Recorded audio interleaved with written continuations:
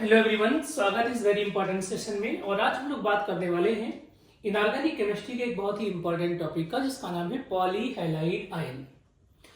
पॉलीहैलाइड ion से जुड़ी हुई प्रॉब्लम्स या क्वेश्चंस सीएसआई और जेआरएफ में, आईआईटी गेट में, पीजीटी एग्जाम्स में और आईआईटी जेईई एडवांस में, नीट में बार बार पूछे जाते हैं और पूछे जाते रहे हैं। अब हम समझेंगे कि पॉलीहैलाइड आयन्स होते कौन हैं।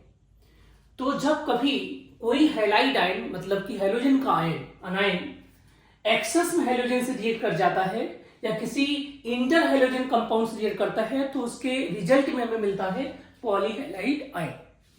इंटर हैलोजन कंपाउंड्स क्या होते हैं? ऐसे कंपाउंड जिसमें एक से ज्यादा हैलोजन जुड़े होते हैं। जैसे मान लीजिए आप पहला देखिए प्रिपरेशन में, ये आयोडीन एक मॉलिक्यूल है। आप जानते हैं कि एक नॉन पोलर मॉलिक्यूल होता है, और अगर कभी आप आयोडीन को पानी के साथ घोलने की कोशिश करें या पानी में डालने की कोशिश करें, तो 2 घंटे तक भी अगर आप उसे सेक करते हैं तो आयोडीन डिजॉल्व नहीं होता है। लेकिन जैसे उसमें थोड़ा सा केआई डाल देते हैं, हम लोग हल्का सा केआई डाल देते हैं, तो केआई की डालते ही आयोडीन डिजॉल्व हो जाता है। ऐसा इस नाते होता है क्योंकि इसमें लंदन फोर्स एग्जिस्ट होता है, एक तरीके से आप कह सकते हैं मॉलिक्यूलर फोर्स आ जाता है। वो सब बातें मैं समझाऊंगा, और एक कंपाउंड बन जाता है इस तरीके का K+I3-। ये जो I3- है, इसमें 3 आयोडाइड आयन है, और यही है पॉलीहैलाइड आयन, जो अपने आप में एक स्पेशल टाइप है। इस टाइप के हैलाइड आयन्स को बोलते हैं हम लोग Xn-। इसमें n का जो नंबर है वेरी होता रहता है, चेंज होता रहता है। जैसे Br3- हुआ, I3- हुआ। I3- में तो इतने क्वेश्चन पूछे गए हैं, अभी गेट में भी आया था। तो ये लीनियर होते हैं बाई से, जब आप देखेंगे। हालांकि इनका जो सेंट्रल एटम का हाइब्रिडाइजेशन होता है वो होता है sp3d होता है, और उन पे 3 लोन पेयर ऑफ इलेक्ट्रॉन्स होते हैं। Total lone pair of electron कितने होते हैं ये कमेंट बॉक्स में आप लोग कमेंट करेंगे। और ये जो I5- होता है ये V शेप का होता है, और जो I9- होता है H शेप का होता है। साथ में I7- भी होते हैं, I6- भी होते हैं। जो दूसरे तरीके के पॉलीहैलाइड आयन बनते हैं वो होते हैं AXN टाइप का। इसमें एक अलग तरीके का हाइड्रोजन भी हो सकता है। जैसे आप देखेंगे Clf2-, तो यहाँ पर N क्या है? 2 है। IBr2- N कितना है? 2 है। ICl4- N कितना है? 4 है। ऐसे तीसरी कैटेगरी का जो बनता है वो बनता है AXY, मतलब 3 तरीके के हाइड्रोजन होंगे। जैसे I है, Br और F है, I है, Cl है और Br- है, इस तरीके का। अब हम देखते हैं कि जो ट्राईहैलाइड आयन होता है जनरली, उसमें जो हैवीएस्ट एटम होता है, जो भारी एटम होता है, वही मिडिल पोजीशन को ऑक्युपाई करता है, सेंट्रल पोजीशन पर वही जाता है। और स्टेबिलिटी ऑर्डर में भी यही देखा गया है कि जब सेंट्रल एटम पर हैवियर आयन या हैवियर हैलोजन होते हैं तो उसकी स्टेबिलिटी क्या होती है? ज्यादा होती है। बात इसमें बहुत इंपॉर्टेंट है, ये एक मॉलिक्यूल है Cl-IBr-। ठीक है। जनरली अगर आप देखेंगे जो भी पॉलीहैलाइड आयन होते हैं, इनमें जो हाइड्रोजन हाइड्रोजन बॉन्ड होता है वो नॉर्मल जो हाइड्रोजन मॉलिक्यूल्स होते हैं उनके कंपेयर में थोड़ा सा ज्यादा होता है, क्योंकि इनके बॉन्ड जो होते हैं फिजिकल बॉन्ड्स होते हैं। जनरली इसमें मॉलिक्यूलर फोर्सेस आ जाते हैं। लेकिन यहां पर देखेंगे कि Cl-IBr- जो आपके पास आयन दिया गया है, इसमें जो Cl और Br का बॉन्ड लेंथ है वो क्या है? IBr के बॉन्ड लेंथ से ज्यादा है। इसमें लगाएंगे आप बेंट रूल। क्लियर है? अब आगे हम देखेंगे कि ये जो पॉलीहैलाइड आयन है, जनरली हम फोकस आज करने वाले हैं आयोडाइड वाले पर, कि इनका स्ट्रक्चर कैसे होता है और ये किस पर्टिकुलर कंडीशन से इनका स्ट्रक्चर डिस्टर्ब हो जाता है। तो देखते हैं हम लोग। सबसे पहले अगर हम बात करते हैं किसकी? I3- की। तो देखिए इधर ये जो आयोडीन- आपके पास है, अभी आपने देखा ये आयोडीन- है, राइट। तो हम जानते हैं कि यहां पर इस बॉन्ड पे क्या होंगे? इलेक्ट्रॉन्स के जोड़े होंगे, और ये बिल्कुल नॉन पोलर मॉलिक्यूल्स है। लेकिन जैसे ही आप इसमें Ki ऐड करते हैं, तो Ki क्या देता है? अपना I-। इस I- को देख करके ये जो इलेक्ट्रॉन होते हैं ये इधर रिपल कर जाते हैं। इलेक्ट्रॉन के रिपल करने से ये आयोडीन मॉलिक्यूल कुछ इस तरीके का हो जाता है, इधर नेगेटिव बन जाता है और इधर हल्का सा पॉजिटिव बनेगा। और जैसे पॉजिटिव बनेगा I- क्या करेगा? इसके साथ अट्रैक्ट हो जाएगा। इसी स्ट्रक्चर्स को हम लोग बोलते हैं क्या? I3-।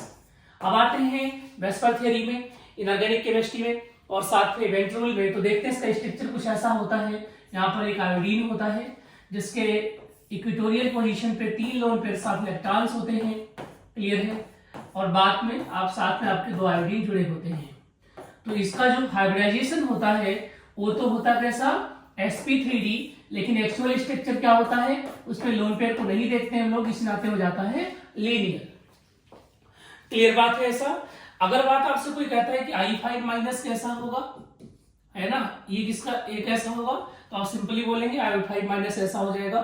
एक आयोडीन होगा आपका, दूसरा आयोडीन आपका होगा, तीसरा आयोडीन आपका होगा, और इस तरीके का शेप हो जाएगा आयोडीन का। और ये जो आपके पास बी शेप बनता है I5 माइनस आयन का होता है। कैसा होता है जी, बी शेप होता है आपका। उसके बाद देखेंगे आप I9 माइनस, क्या I9 माइनस, जो I9 माइनस होता है वो H लाइक शेप होता है।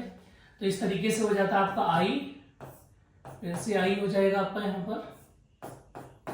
ओके, इस तरीके से I लिखेंगे हम। सिंपल ये जो आपके पास ट्राइएटामिक वाला है इसी जैसा होता है बिल्कुल, ये है ना। यहां से आप जोड़ दीजिए इसको I के साथ।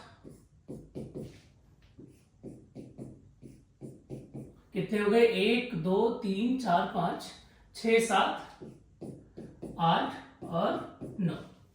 ये आपके पास हो गया I9 माइनस का स्ट्रक्चर। लेकिन मेरा मेन फोकस है I3 माइनस का जो ज्योमेट्री है वो किन किन बातों से प्रभावित होती है। तो ध्यान से सुनिए आप लोग, जो I3 माइनस आपके पास यहाँ पर है, इसकी ज्योमेट्री की बात करूं तो दो तरीके की होती है, और ये डिपेंड करता है कि किस फेज में आपको पढ़ाई जा रही है। अगर आपसे कह रहा है कि सोल्यूशन फेज में है, किसमें है, सोल्यूशन फेज में है, और दूसरा कह रहे हैं कि ये आपसे सॉलिड फेज में है, ठीक है।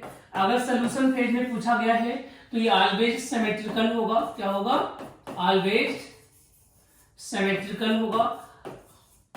और अगर सिमेट्रिकल होगा तो ऑल I बॉन्ड लेंथ क्या होंगे, सेम होंगे, अगर सिमेट्रिकल होगा तो। सॉलिड फेज में जब बात करते हैं तो दो तरीके की कंडीशंस आ जाती हैं। ये आपका सिमेट्रिकल हो सकता है और ये आपका क्या हो सकता है, अनसिमेट्रिकल भी हो सकता है ना। ये आपका सिमेट्रिकल भी हो सकता है और साथ में ये आपका अनसिमेट्रिकल भी हो सकता है। अब कब सिमेट्रिकल होगा, कब अनसिमेट्रिकल होगा वो देखेंगे। उसके पहले देखिए, अगर सिमेट्रिकल आपने ढूंढ लिया तो सिंपल सी बात है क्या कि ऑल आयोडाइड बॉन्ड जो होंगे, आयोडीन आयोडीन बॉन्ड क्या होंगे, इक्वल होंगे, मतलब कि सेम हो जाएंगे। ये यहां पर क्या होंगे, I बॉन्ड लेंथ क्या होंगे, डिफरेंट होंगे, ये डिफरेंट होंगे जी। क्लियर है। अब आपको ये ढूंढना है सर कि ये सिमेट्री और अनसिमेट्रिकल चीजें आएंगी कब। तो हम देखते हैं कि अगर आपका जो केटाइन जो इसके साथ आ रहा है केटाइन, ठीक है, अगर वो केटाइन स्मॉल है, क्या है, स्मॉल केटाइन है, तो सॉरी यहां पे अगर आपका जो केटाइन होगा अगर वो लार्जर है, क्या है, लार्ज केटाइन है, तो पोलराइज नहीं करेगा, तो नो पोलराइजेशन होगा, नो पोलराइजेशन होगा। और आपका मॉलिक्यूल क्या रह जाएगा, सिमेट्रिकल रह जाएगा। जैसे कि मान लीजिए आपके पास है टेट्राफिनाइल, है ना, आर्सेनियम है, इस तरीके का कोई आयन है, इसमें I3 लग गया तो ये सिमेट्रिकल ही रहेगा आपका। लेकिन अगर आपका जो केटाइन है वो क्या हो जाए, बाई साइज स्मॉल हो जाए। जैसे ये स्मॉल होगा आप देखेंगे, इसके स्मॉल होते ही, क्लियर है, इसके स्मॉल होते ही क्या होगा, पोलराइजेशन होगा। क्या होगा, पोलराइजेशन होगा। और जैसे ही पोलराइजेशन होगा बॉन्ड लेंथ डिस्टर्ब हो जाएगा। स्मॉल केटाइन्स में कौन कौन आएंगे, इससे तो सीजियम प्लस आ गया, अमोनियम प्लस आ गया, ठीक है, अमोनियम प्लस आ गया, ये सारे हो गए। तो अगर मुझसे कोई क्वेश्चन पूछता है कि सीजियम I3 माइनस में, सीजियम I3 माइनस में, ठीक है, और साथ में क्या है C6H5 का होल 4 आर्सेनियम, ये आपके दो मॉलिक्यूल दे दिए गए हैं, दो कंपाउंड दे दिए गए हैं।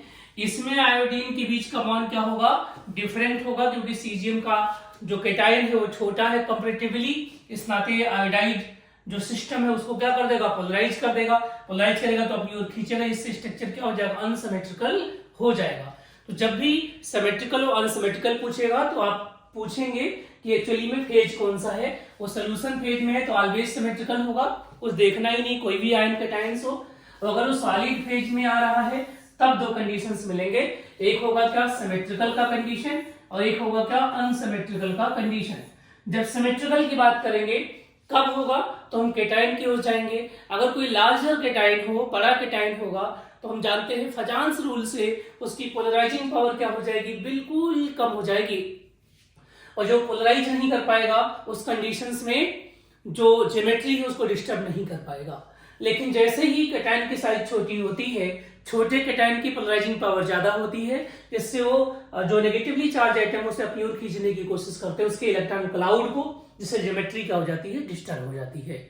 उम्मीद है कि ये टॉपिक आप लोगों को समझ में आया होगा। इनऑर्गेनिक केमिस्ट्री में जो भी टॉपिक में आपको कंफ्यूजन है आप उसे कमेंट बॉक्स में डाल सकते हैं, मैं उस पर वीडियो बना दूंगा आप लोगों के लिए। अगर आपको ये वीडियो अच्छा लगता है तो प्लीज चैनल को लाइक करिए और सब्सक्राइब करिए। Thank you so much.